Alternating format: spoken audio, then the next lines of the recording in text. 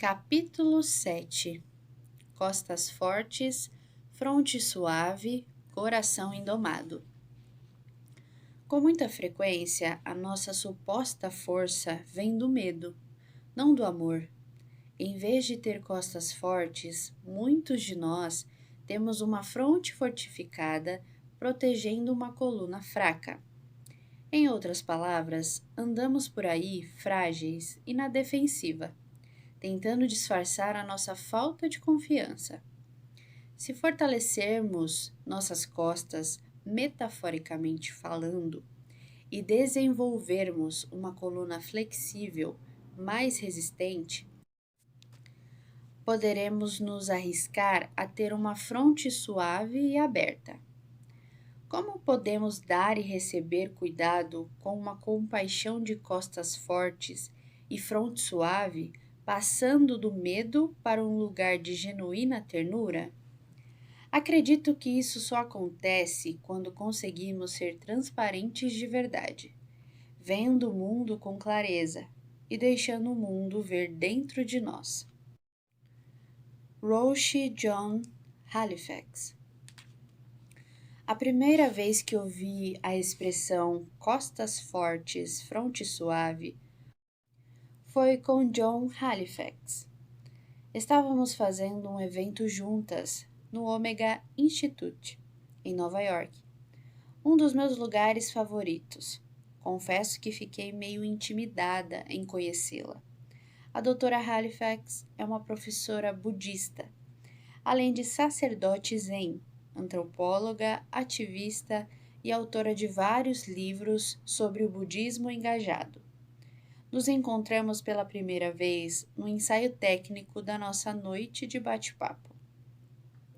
Ela era sensata e, o que mais lembro, engraçada pra cacete. Quando já estávamos de saída, comentei: estou morta, mas acho que agora vem o encontro com o público. Ela me olhou e perguntou: eu vou descansar no meu quarto para hoje à noite. Por que não faz isso também? Falei para ela que parecia ótimo, mas me sentia mal dizendo que não ia. Nunca vou esquecer o que ela me respondeu. Hoje à noite vamos exalar e ensinar. Agora é o momento de inalar. Temos a inspiração e a expiração.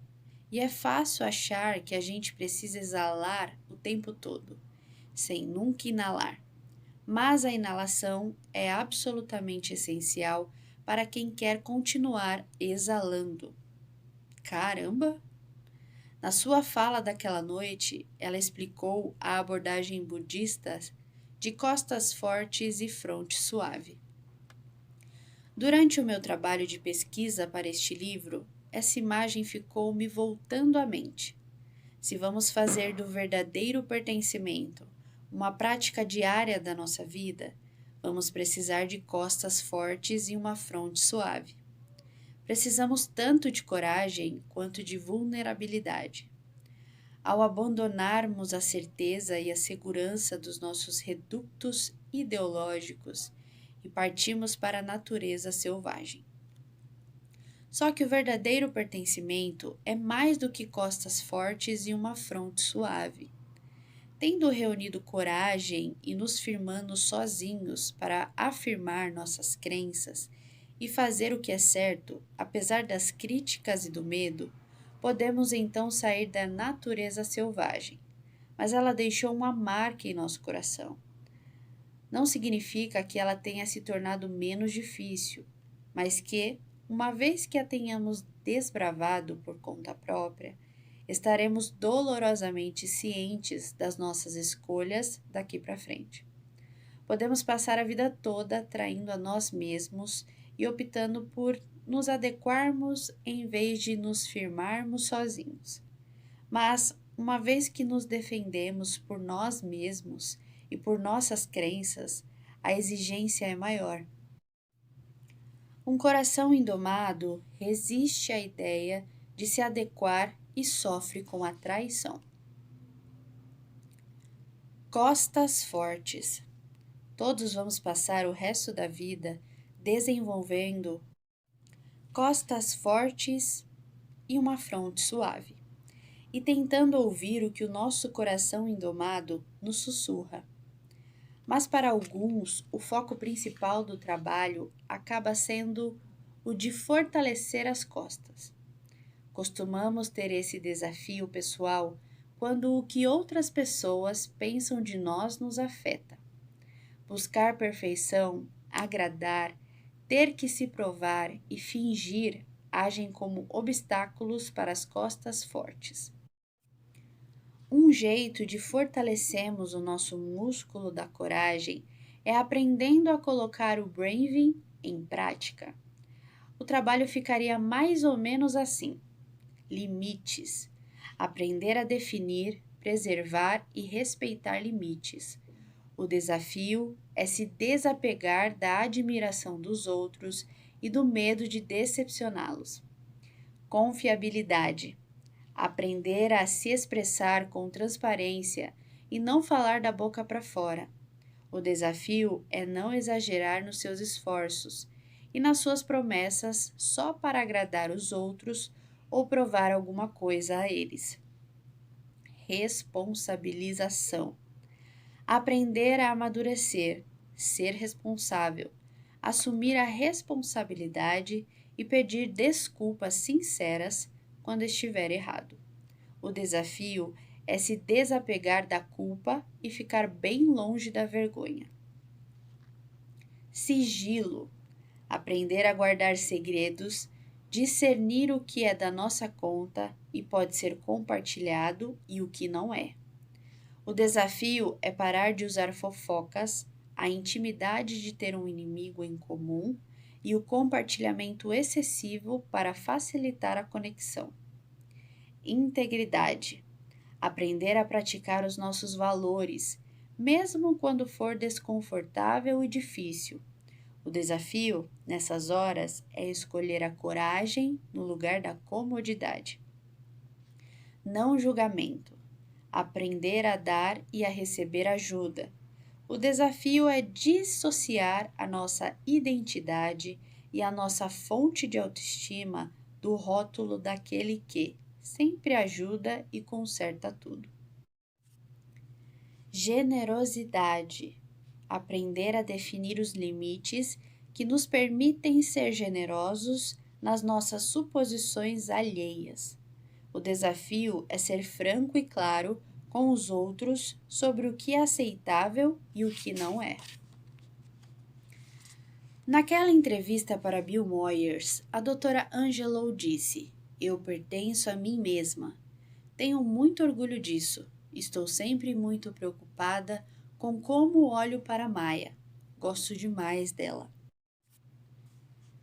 Nossa tarefa é chegar ao ponto em que gostamos de nós mesmos e nos importamos quando somos muito autocríticos ou deixamos que outras pessoas nos calem. A natureza selvagem exige esse tanto de amor próprio e respeito a si mesmo. Um poderoso exemplo de costas fortes vem da minha amiga Jen Hatmaker. Jen é escritora, pastora, filantropa e líder comunitária. No ano passado, acompanhei a sua travessia por uma natureza selvagem e brutal com graça, pesar e força. Sendo uma conhecida líder religiosa de uma comunidade cristã conservadora/moderada, Jen escreveu sobre o seu total apoio aos direitos e à inclusão LGBT e experimentou uma reação abertamente hostil de muitos em sua comunidade. Eu quis saber o que ela viveu e sentiu naquela natureza selvagem.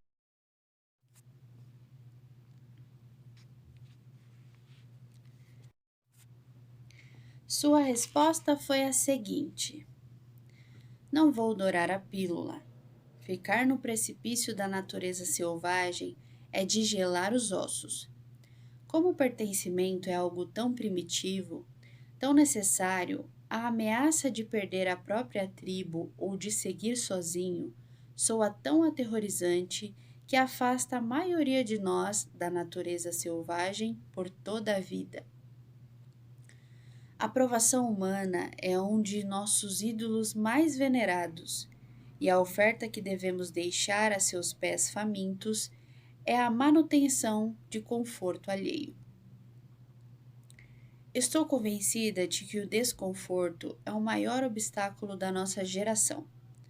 Proteger o status quo de nossas convicções pessoais é obviamente um luxo só para privilegiados, já que os oprimidos, atípicos e marginalizados não têm a escolha senão lidar com a natureza selvagem diária. Mas escolher o astuto posto avançado para além da segurança dos portões da cidade exige um legítimo ato de coragem. Esse primeiro passo é de tirar o fôlego. Falar contra estruturas de poder que mantêm alguns do lado de dentro e outros fora tem um custo. E a moeda corrente mais retirada da minha conta é a do pertencimento. Assim, a natureza selvagem pode se mostrar muito solitária e punitiva, agindo como um poderoso desmotivador. Mas descobri algo lindo. Os degraus mais solitários são aqueles entre os muros da cidade e o coração da natureza selvagem, onde a segurança só é vista no espelho retrovisor. Novos territórios vão se desdobrar à frente e o caminho rumo ao desconhecido parece vazio. Mas dê um passo após o outro, avançando por tempo suficiente para penetrar de verdade a natureza selvagem. E você vai se surpreender com o tanto de gente que já vive por lá, prosperando, dançando, criando, celebrando, pertencendo. Não é uma terra infértil, não é território desprotegido, não é desprovido de crescimento humano. A natureza selvagem é onde todos os criativos e profetas e críticos do sistema e desbravadores sempre viveram, e é incrivelmente intensa. A caminhada é difícil, mas a autenticidade lá de fora é vida.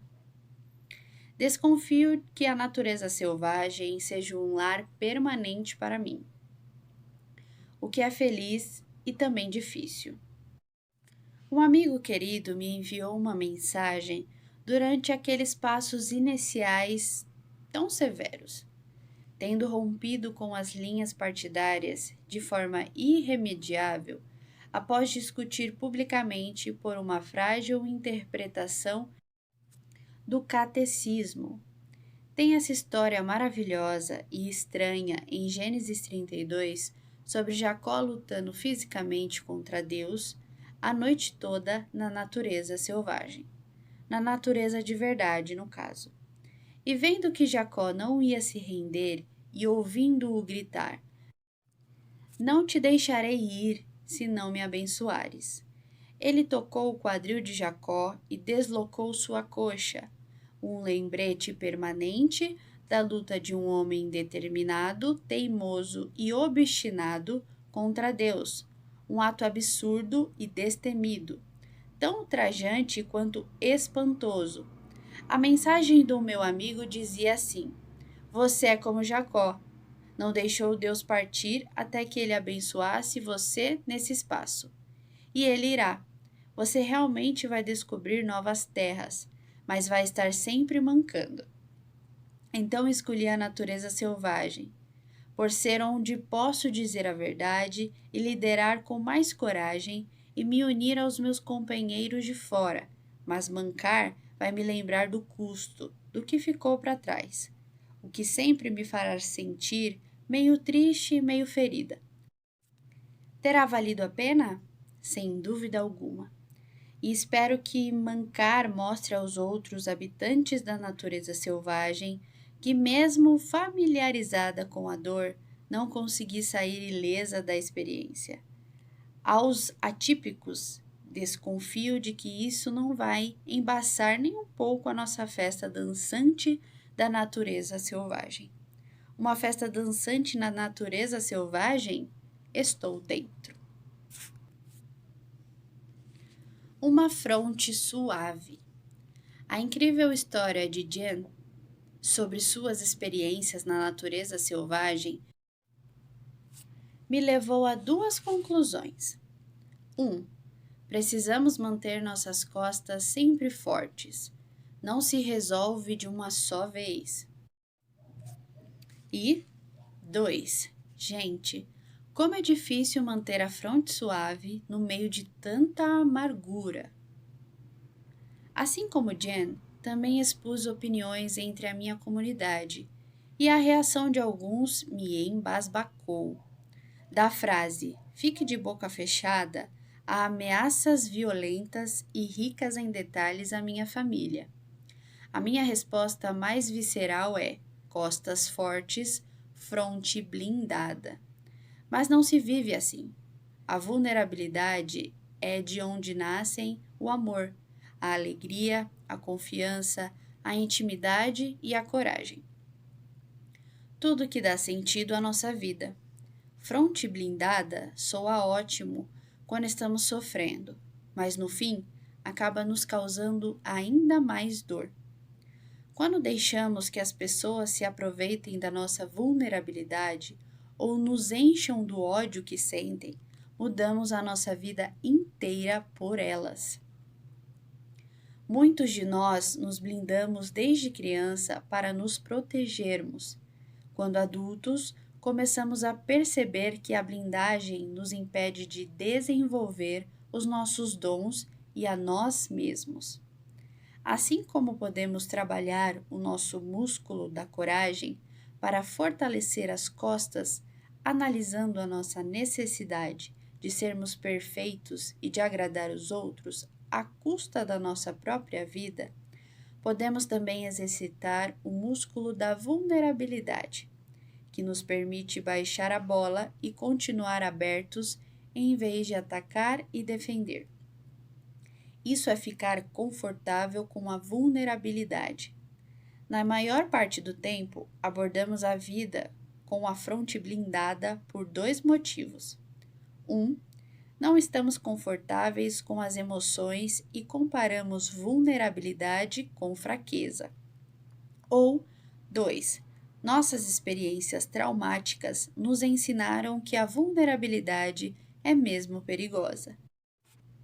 A violência e a opressão transformaram a nossa fronte suave num fardo, e é difícil encontrar um lugar emocional e fisicamente seguro o bastante para sermos vulneráveis. A definição de vulnerabilidade é incerteza, risco e exposição emocional. Mas a vulnerabilidade não é fraqueza. É a nossa ferramenta mais precisa para medir a coragem. Quando a barreira é a nossa crença na vulnerabilidade, a questão passa a ser: estamos dispostos a comparecer e sermos vistos quando não temos como controlar os resultados? Quando a barreira à vulnerabilidade é uma questão de segurança, a questão então passa a ser: estamos dispostos a criar espaços corajosos para sermos vistos em nossa plenitude? Uma fronte suave e aberta não é ser fraco, é ser corajoso, é ser a natureza selvagem.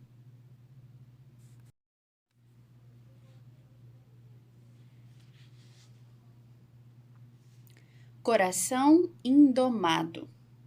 Eu queria que existisse um aperto de mão secreto para o Clube do Coração Indomado. Eu amo esse tipo de coisa. Quero que a recompensa por desbravar a natureza selvagem seja um tipo de ritual ou símbolo que diga: eu faço parte desse clube do coração selvagem. Sei o que significa se firmar sozinho e enfrentar as críticas, o medo e a mágoa. Conheço a liberdade de pertencer a qualquer lugar e a lugar algum. A recompensa é ótima, mas acredite, quando Maya Angelou disse que o preço é alto. Ela não estava brincando. Cumpri essa missão e tenho cicatrizes para provar. Mas a natureza selvagem não distribui carteirinha de sócios. Um coração indomado não está sempre visível, mas é o nosso maior bem espiritual. Vale lembrar as palavras de Carl Jung sobre o paradoxo. O paradoxo é um dos nossos bens espirituais mais preciosos. Só o paradoxo chega perto de abarcar a plenitude da vida. É crucial aprender a lidar com a tensão inerente às 4 práticas e com os vários paradoxos descritos nesse livro, se quisermos enfrentar a atual crise espiritual. A marca de um coração indomado é vivenciar o paradoxo do amor em nossas vidas. É a capacidade de combinar rigor e fraternidade, empolgação e temor, coração e medo, tudo no mesmo momento. É manifestarmos a nossa vulnerabilidade e a nossa coragem, sendo tão impetuosos quanto gentis. Um coração indomado também é capaz de suportar a tensão de perceber o mundo em convulsão e lutar por justiça e paz, sem deixar de cultivar os próprios momentos de alegria. Conheço muita gente, inclusive eu mesma, que sente culpa e até vergonha desses momentos de alegria.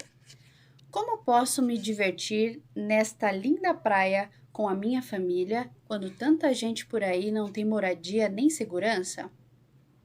Por que estou me matando para decorar os cupcakes de aniversário do meu filho com minions do meu malvado favorito quando tantas crianças sírias estão morrendo de fome? Que diferença esses cupcakes idiotas fazem, afinal? Eles importam porque a alegria importa. Seja você um dedicado ativista ou um voluntário na sua mesquita ou no seu restaurante popular local, a maioria de nós está se mobilizando para garantir que as necessidades básicas das pessoas sejam atendidas e para que os seus direitos civis sejam respeitados. Mas também trabalhamos para garantir que todos experimentem o que dá sentido à vida: amor, pertencimento e alegria. Estas são necessidades essenciais e irredutíveis de todos nós. E não podemos dar às pessoas o que não temos. Não podemos lutar pelo que não está no nosso coração. Mais uma vez, a fórmula da alegria é a prática da gratidão. Entrevistei pessoas que sobreviveram a traumas severos, da perda de um filho até o genocídio. O que mais ouvi nesses 15 anos, ouvindo e carregando suas histórias, foi o seguinte: quando você é grato pelo que tem, sei que entende a magnitude do que eu perdi. Também descobri que quanto mais diminuímos nossa própria dor ou a classificamos de acordo com o que os outros viveram, menos empáticos nos tornamos para todos. Quando abrimos mãos da nossa própria alegria para fazer com que aqueles que estão em apuros se sintam menos solitários ou para sentirmos menos culpa ou parecermos mais engajados, acabamos nos esvaziando do que é preciso para nos sentirmos plenamente vivos e cheios de propósito. E às vezes, quando não reconhecemos a dor alheia ao experimentarmos nossa própria alegria, nós fechamos os olhos, nos isolamos, fingimos que não há nada que possamos fazer para melhorar as coisas e descartamos a ideia de ajudar os outros. Essa capacidade de descartar o sofrimento e a injustiça ou de fingir que está tudo bem representa a síntese do privilégio. Hoje escolho não reconhecer o que está ocorrendo ao meu redor por ser difícil demais. A meta é chegar ao ponto onde conseguimos pensar: sei do que está acontecendo, do meu papel que eu desempenho e de como posso ajudar. E não significa que eu precise renegar a alegria da minha vida. Um coração indomado está ciente da dor no mundo, sem por isso diminuir sua própria dor. Um coração indomado consegue bater com gratidão e se amparar na mais pura alegria sem ignorar o mundo em convulsão. Nós suportamos essa tensão graças ao espírito da natureza selvagem. Nem sempre é fácil ou confortável.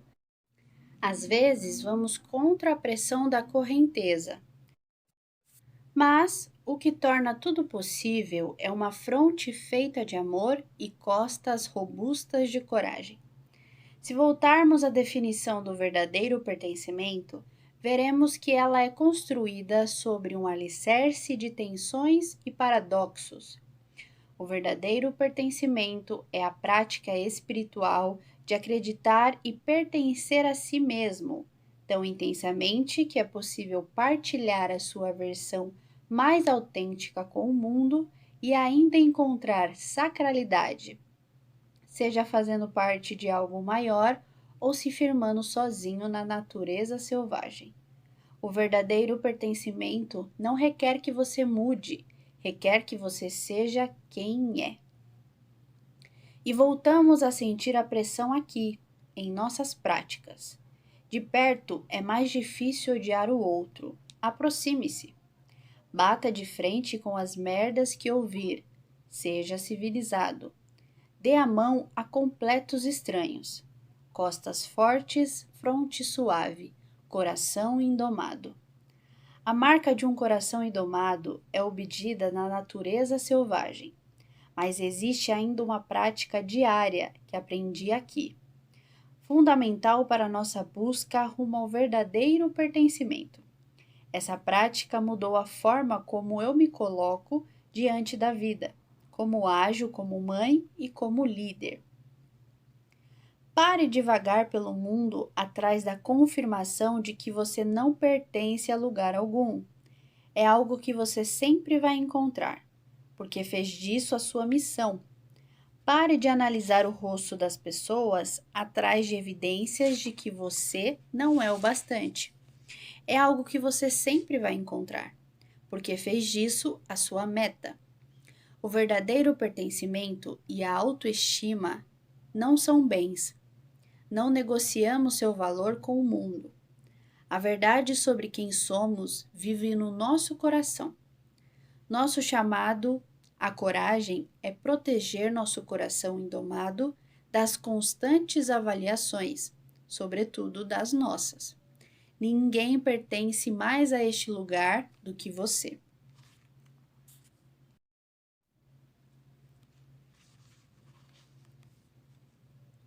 Não é fácil deixar de procurar a confirmação de que não pertencemos a lugar algum ou de que não somos o bastante. Isso é, no mínimo, um hábito para a maioria de nós, e, na pior das hipóteses, confirma que as nossas inadequações são um trabalho de tempo integral. Quando essa diretriz se formou pela primeira vez na pesquisa, comecei a trabalhar nela, pouco a pouco. Eu definia a intenção de parar de procurar pela confirmação de que não era inteligente o bastante ao entrar numa reunião, ou de que não pertencia a lugar algum durante uma reunião de pais na escola do meu filho. Mal consegui acreditar no poder dessa prática. Meu filho Charlie está no ensino médio, a minha filha Ellen começou o seu primeiro ano na faculdade. Tivemos uma longa conversa sobre a validade dessa prática e ambos disseram que logo viram a diferença em como estavam agindo com seus amigos e em suas vidas. Dado o meu histórico pessoal e o meu trabalho, sempre tive a crença de que o amor e o pertencimento são o ponto de partida da parentalidade sincera. Se eles souberem que são amados e amáveis, se souberem amar e se souberem que, não importa o que aconteça, eles ainda pertencem à nossa casa, todo o resto vai dar certo. Mas à medida que cresceram e os grupos de colegas ganharam importância, foi mais fácil do que eu imaginava voltar a ensiná-los sutilmente a se adequar ou a fazer o que fosse preciso para encontrar um grupinho. Meu próprio medo definiu um padrão de: e aí? O que todo mundo está vestindo? Ou por que não convidaram você para a festa do pijama? O que houve? Preciso ficar sempre alerta para praticar o que acredito como mãe e não dar ouvidos ao medo quando meus filhos estão em apuros. A importância de voltar a pertencer ao próprio lar se tornou bastante real para mim anos atrás, quando estava entrevistando um grupo de estudantes do ensino médio sobre as diferenças entre adequação e pertencimento. Partilhei esses resultados em A Coragem de Ser Imperfeito, mas vale a pena repassá-los aqui também. Quando pedi a um grande grupo de alunos do 8º ano que se divertisse em equipes menores e adivinhassem as diferenças entre adequado e pertencimento, suas respostas me tiraram o chão. Pertencimento é estar no lugar onde você quer estar e querem você ali. Adequação é estar no lugar onde você quer estar, mas ninguém se importa, de um jeito ou de outro.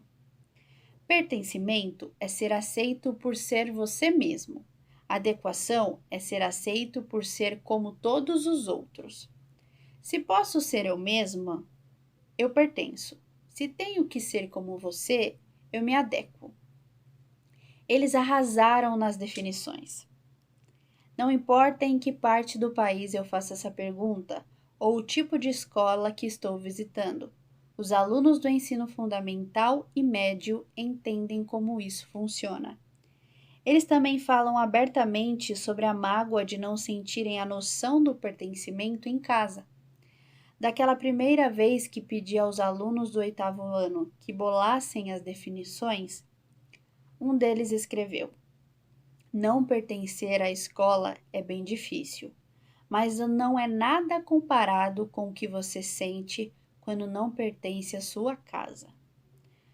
Quando perguntei aos alunos o que isso significava, eles usaram os seguintes exemplos: não atendendo às expectativas dos seus pais, não sendo tão legal ou popular quanto seus pais querem que você seja, não sendo bom nas mesmas coisas em que seus pais eram, seus pais ficam sem graça por você não ter muitos amigos ou não ser um atleta ou uma animadora de torcida, seus pais não gostando de quem você é e do que gosta de fazer, seus pais não dando bola para a sua vida.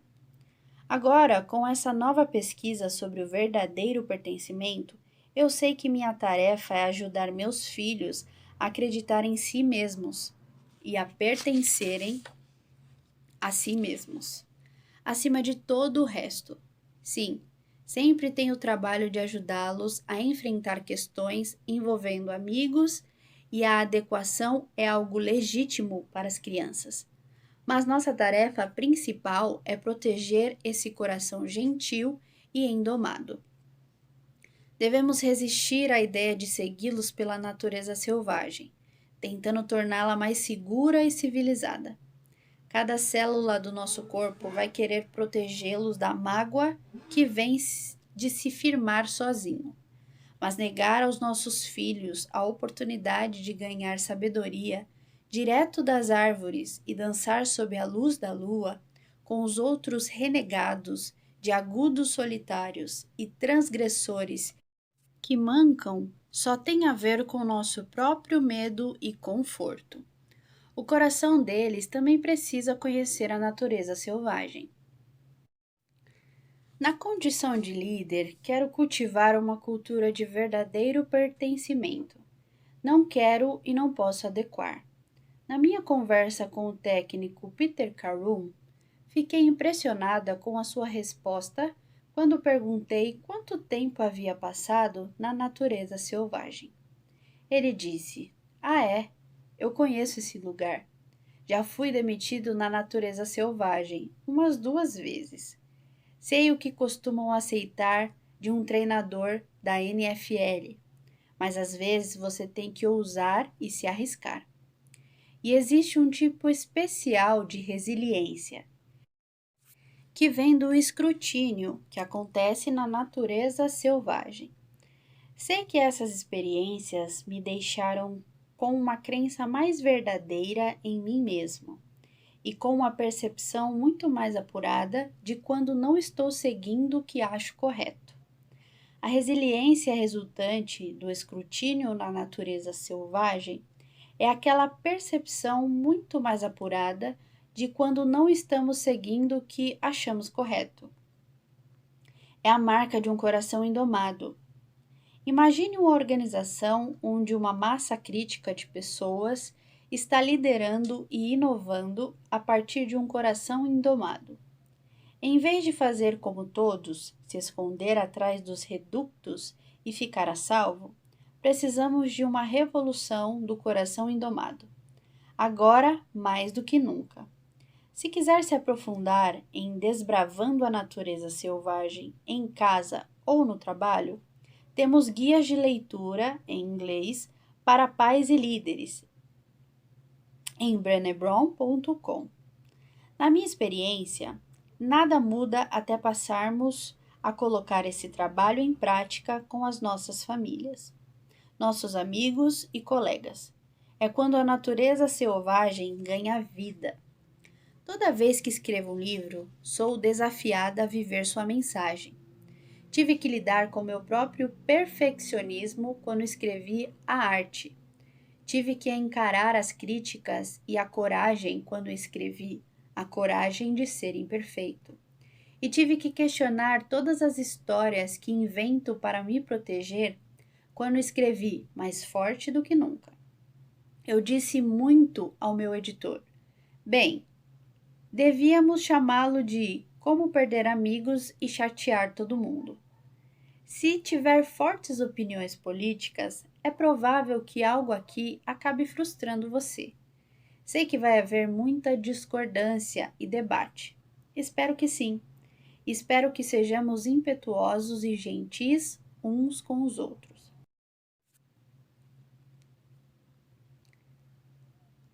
Este não é um chamado para parar de defender, resistir ou lutar. Farei as 3 coisas e torço para que você também faça. Nosso mundo precisa que nos posicionemos e defendamos nossas crenças. Só torço para que sejamos civilizados e respeitosos. Quando degradamos e diminuímos nossa humanidade, mesmo em resposta a termos sido degradados e diminuídos, estamos partindo o nosso próprio coração indomado.